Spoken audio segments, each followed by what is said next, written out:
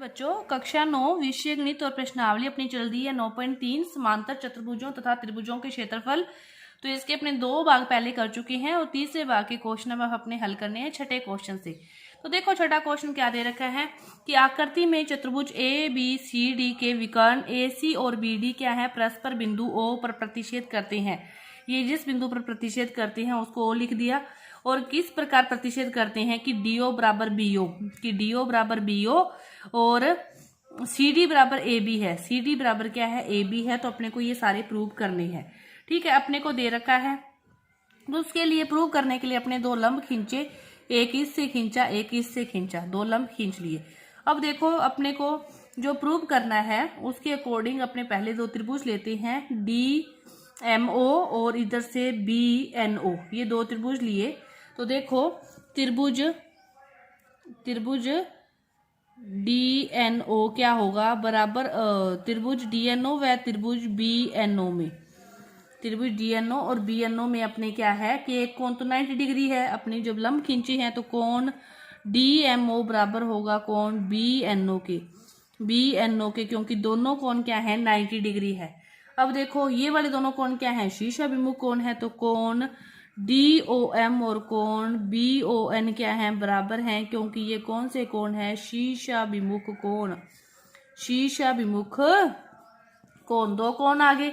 एक चीज अपने को दे रखी है कि डीओ बराबर बीओ, ये अपने को दिया है, डीओ बराबर बीओ दिया गया है। ठीक है, अब 3 चीजें आ गई। तो ए एस ए नियम से तो ये त्रिभुज क्या होंगे, सर्वांग सम होंगे, कि त्रिभुज डीएमओ क्या हो गया, सर्वांग सम हो गया त्रिभुज बीएनओ के।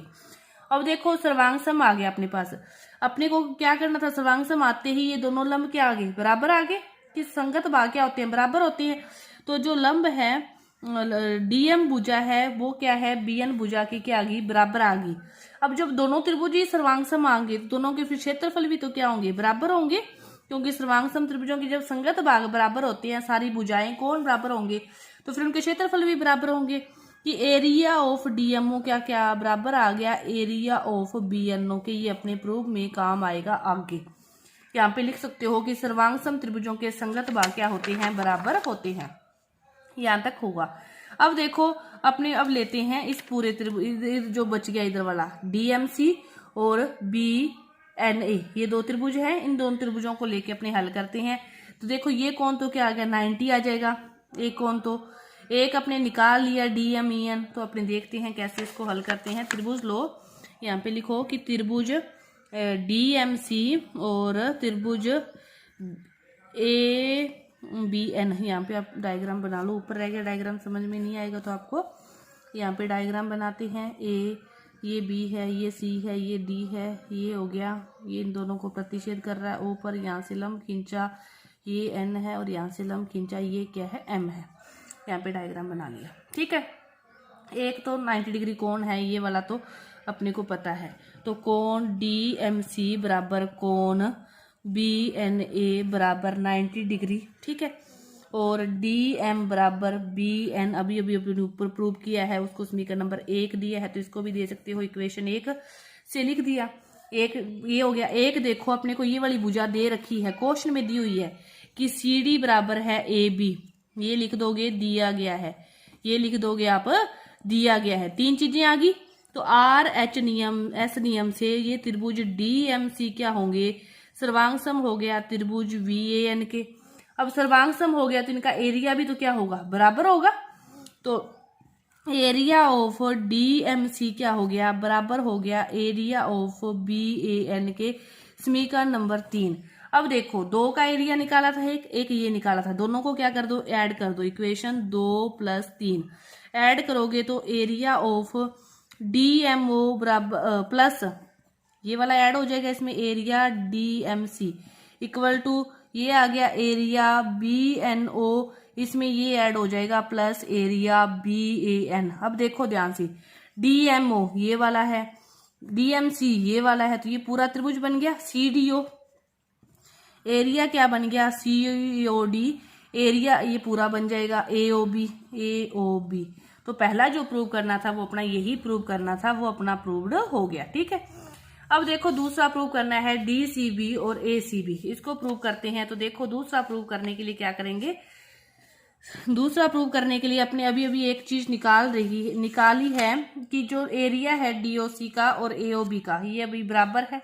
ये अपने निकाला है ना कि एरिया ऑफ DOC लिख लो चाहे कुछ भी लिख लो, बराबर है एरिया AOB। ये दोनों एरिया क्या है, बराबर है। अपने को जो प्रूव करना है वो करना है DCB और ACB। तो कौन सा बच गया अपने, देखो अपने पास कौन सा है DOC और AOB, ये वाला बच गया ना दोनों में। तो इन दोनों को दोनों साइड ऐड कर दें, एरिया BOC दोनों साइड ऐड कर दो तो अपना प्रूव हो जाएगा। Area DOC plus area BOC equal to area AOB plus area BOC। इसमें ये ऐड किया तो ये पूरा बन गया, इसमें ये ऐड किया तो ये पूरा बन गया, वही अपने को प्रूव करना है। तो एरिया BCD बराबर हो गया एरिया ABC के। ये अपने को जो दूसरा प्रूव करना था वो हो गया।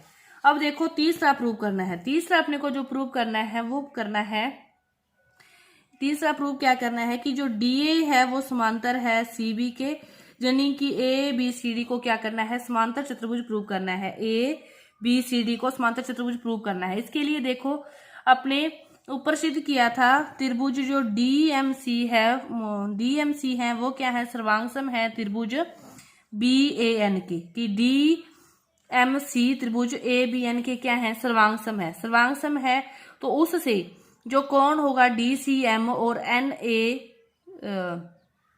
BAN चाहे NAB, ये दोनों कोण बराबर आएंगे। ये ऊपर वाले दोनों कोण क्या आएंगे, बराबर आएंगे, क्योंकि एकांतर कोण है। एकांतर कोण है तो फिर ये रेखाएं क्या होंगी, समांतर होंगी। ये दोनों कोण बराबर, वहां से बराबर आ गई, संगत त्रिभुजों के बराबर है। तो वैसे अपने कह सकते हैं कि ये एकांतर कोण है कि बराबर आएंगे। तो आप कहोगे कि ये अपने प्रूव किया है। तो ये कोण बराबर आए, कौन से कोण, DCM क्या हो गया, बराबर हो गया NAB के। कि फिर ये कब ये बराबर होंगे, जब ये होंगे समांतर होगी ये भुजाएं।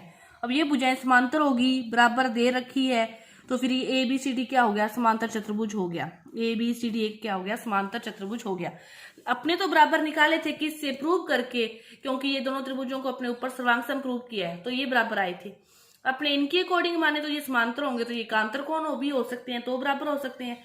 तो ये अपना जो क्वेश्चन नंबर 6 था ये पूरा हुआ। इसके बाद देखो 7वां क्वेश्चन देखते हैं अपने क्या दे रखा है। 7वां क्वेश्चन कि बिंदु DE क्रमशः ABC की भुजाओं AB और AC पर इस प्रकार स्थित हैं कि ये अपने को पता है कि जो एरिया है DBC का वो एरिया है EBC के। अपने को क्या दर्शाना है कि DE समांतर है BC। तो देखो अपने को क्या दे रखा है कि ये एक ही आधार पर बने हैं, कि एक ही आधार पर बने ना, ये वाला भी तो ये वाला भी यही बराबर दे रखे हैं। तो एक ही आधार पर बने हैं त्रिभुज, तो इनका क्षेत्रफल क्या है, बराबर है। कि जो एरिया है DBC का बराबर है एरिया EBC के, क्योंकि ये क्या है, एक ही आधार पर बनी है। तो वैसे बराबर कब होंगे, जब DE क्या होगा, समांतर होगा BC के। भी एक ही आधार पर बने हैं, इनका क्षेत्रफल बराबर है, तो DE फिर क्या होगा, BC के समांतर होगा ही होगा, क्योंकि एक ही आधार पर जो बनने वाले त्रिभुज हैं वो एक ही समांतर रेखाओं के बीच स्थित होते हैं, एक ही समांतर रेखाओं के बीच स्थित होते हैं। इसीलिए ये DE क्या हो जाएगा, BC। यहाँ पे आपको एक लाइन लिखनी है बस कि एक ही आधार वाले त्रिभुज जो क्षेत्रफल में बराबर हों एक ही समांतर रेखाओं के बीच स्थित होते हैं। बस इतनी लाइन आपको हिंदी में लिखनी है और आपका क्वेश्चन हल। बिल्कुल सौखा सा ये आपका क्वेश्चन था। जो आगे का भाग है वो अपने अगली वीडियो में करेंगे। धन्यवाद।